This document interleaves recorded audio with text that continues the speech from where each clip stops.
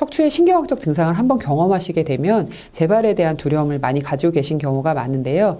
이 질환이 사실 잦은 재발이 되는 이유 안에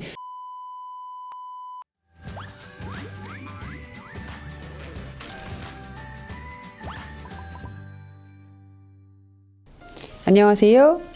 콕선생님 김한희 원장입니다. 지난 시간에 척추 수술 후에 재발되기 쉬운 몇 가지 유형에 대해서 안내드렸는데요. 영상을 시청하신 환자분들 중에서 이미 수술을 시행하신 환자분들 중 재수술은 피하고 싶은데 대체 어떤 치료가 가능한지 또 치료 방법은 있는 건지 궁금하신 분들이 있는 것 같아서 2탄 영상을 준비해 보았습니다. 척추 수술을 하고 나서 얼마 지나지 않아서 안 아프던 다리가 더 저리고 또 아파요. 척추 수술하고 나서 통증이 없어졌다가 얼마 지나지 않아서 다시 아파요. 하시는 분들은 당장 추가적인 척추 시술을 하기보다는 신경 회복 과정에 따르는 일시적인 불편감과 통증일 양상의 가능성이 높기 때문에 치료 이후에 3에서 6개월 가량은 수술하신 선생님과의 상의를 통해서 치료 경과 관찰이 요망됩니다. 하지만 통증의 양상이 수개월이 지나도 지속되고 호전이 없다고 한다면 MRI 검사를 통해서 추가적인 척추 검사를 통해서 전문의와의 상담을 통한 척추 치료에 대한 계획을 수립하셔야 되는데요. 기존 병변은 치료가 잘 된 건지 또 아니면 인전 마디에 다른 문제는 없는지 한 번쯤 체크를 하셔서 질환 경과에 대해서 체크를 해보고 가시는 과정이 필요합니다. 정밀 검사 이후에 저희가 치료가 필요하다고 말씀을 드리면 또 재수술 해야 되느냐, 질의 겁을 먹고 검사 자체에 대해서 아예 안 하시려고 하거나 두려움이 있으신 환자분들이 있으신데요. 먼저 말씀을 드리자면 척추 수술을 시행하고 나서 증상이 지속된 경우 보존적인 치료로 반응을 보이는 환자가 거의 90% 이상이기 때문에 반드시 정확한 진단이 필수적입니다. 자, 그러면 수술 후에 재발된 증상에 필요한 검사와 이 검사를 왜 시행해야 되는지에 대해서 안내드리도록 하겠습니다. 자, 첫 번째 엑스레이 검사와 CT 검사입니다. 이 검사는 아시다시피 뼈를 보는 검사이고요. 엑스레이는 2D 그리고 CT는 3D 검사라고 이해하시면 됩니다.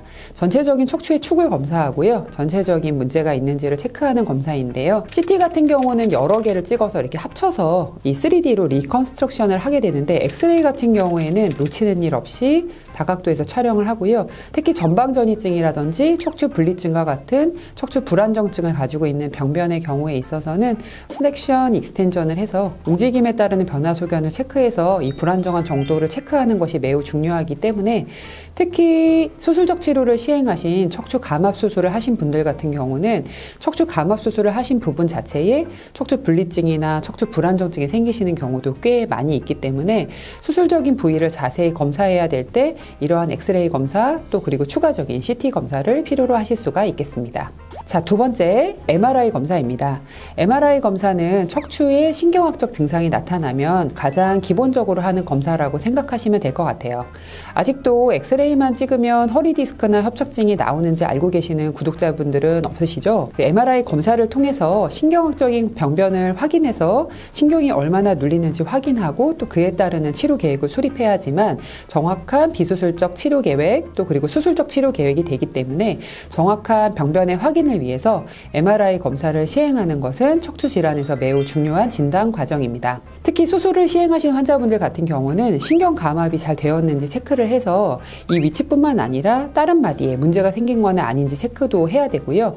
이에 따르는 디스크나 신경 사이의 관계를 파악해서 치료 계획을 다시 재수립을 하게 되기 때문에 지속된 척추 수술 후 증상의 경우에 있어서는 MRI 검사를 기본으로 시행하게 됩니다.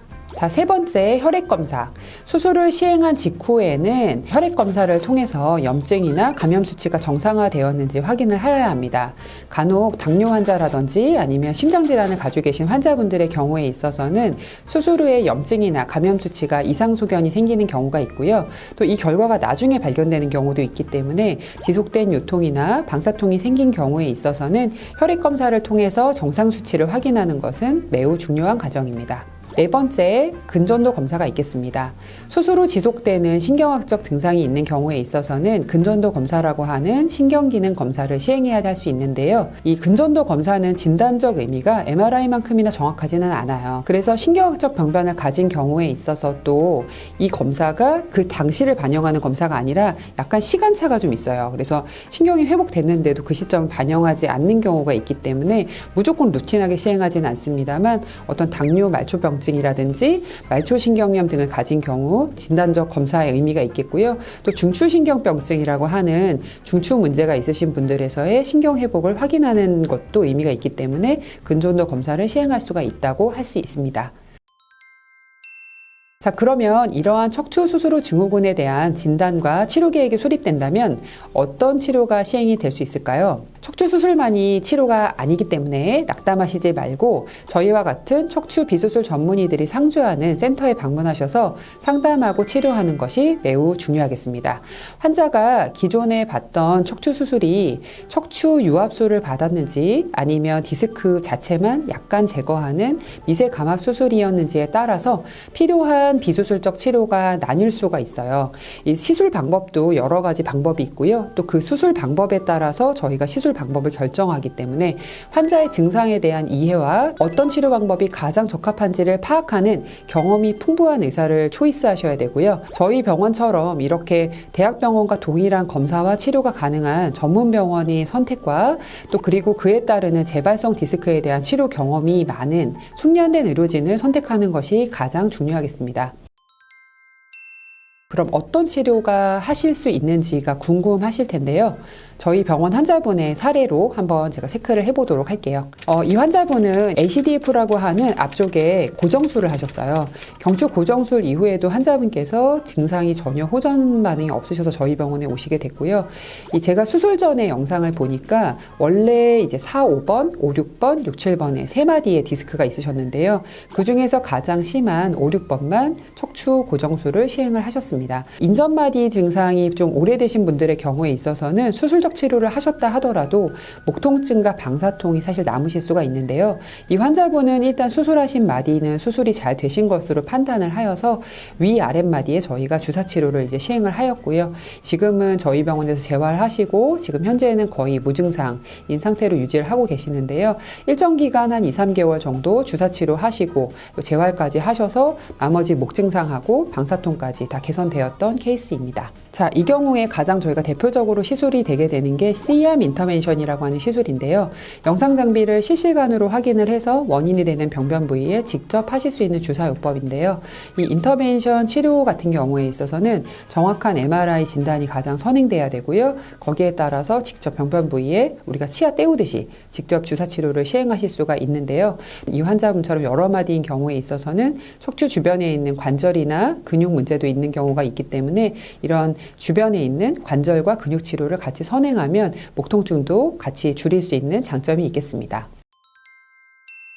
자, 두 번째 환자 먼저 보여드릴게요. 두 번째 환자는 사실 32살밖에 안 되셨는데 이미 4, 5번에 이 경추 유압 수술을 하신 환자분이었어요. 환자분이 이제 떨어지게 되면서 그때 이제 순간적인 신경마비를 경험하셨다고 하셨고요.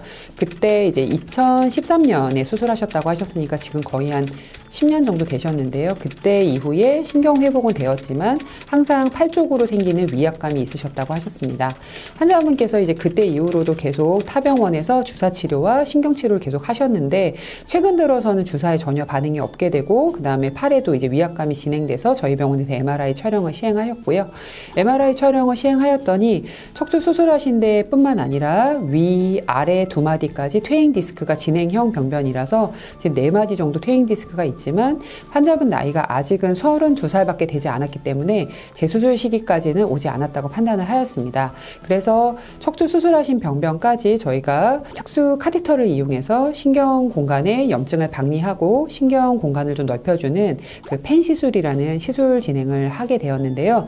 펜 시술은 좀 이해하기 쉽게 우리가 치아를 자꾸 때우다가 잘 안 되면 금니를 씌우듯이 하는 보존적인 치료라고 이해하시면 돼요. 척추 수술 후 증후군대 가장 많이 하는 시술인데요. 이 시술의 가장 큰 장점으로는 이렇게 주사 효과가 좀 떨어진 경우에 있어서 주사 효과를 다시 올려주는 효과가 있고요. 또 나이가 좀 많으신 내과적인 기저질환이 있으신 환자분들 같은 경우에서도 안전하게 하실 수 있는 비수술 치료이기 때문에 저희 병원에서는 최근에 한 91세까지도 시술을 하신 것 같고요. 또 수술을 시행하신 경우라 하더라도 이렇게 여러 부위에 병변이 있는 경우에 여러 부위를 다 시술할 수 있다는 장점 때문에 저희 병원에서도 상당히 만족도가 높은 시술인 것 같습니다. 척추 수술 후에도 이렇게 재발되는 경우가 많은 척추 질환. 무엇보다 가장 적절한 비수술적 치료의 선택 이후에는 재발되지 않도록 재활 운동과 코어 운동을 통해서 근력을 강화하고 또 신체 전반의 균형, 우리가 얼라인먼트라고 하는데요. 이런 척추 축을 잘 잡는데 주력을 해야 됩니다. 우리가 지금 당장은 디스크나 협착증만 보고 있지만 나이가 점차 들면서 척추는 굽을 수 있는 여지가 있기 때문에 꾸준히 걷는 운동을 통해서 척추 건강을 유지하고 또 환자의 개인적인 직업적 습관에 따라서 재활치료까지 시행할 수 있는 도수재활 치료 모두 치료적으로 좋은 방법이고요. 이 질환이 사실 잦은 재발이 되는 이유 안에 척추에 대한 사용 습관이 매우 밀접한 관계가 있기 때문에 처음 진단을 받게 되면서부터 환자분들이 척추 질환에 대해서 정확한 이해를 통해서 척추의 원인 파악과 치료 계획을 수립해서 본인에게 맞는 100세의 척추 건강을 유지하시면 매우 좋을 것 같습니다. 오늘도 통증을 알기 쉽게 설명해주는 콕 선생님 김한희 원장이었습니다. 다음에 또 3탄을 가지고 오도록 하겠습니다. 감사합니다.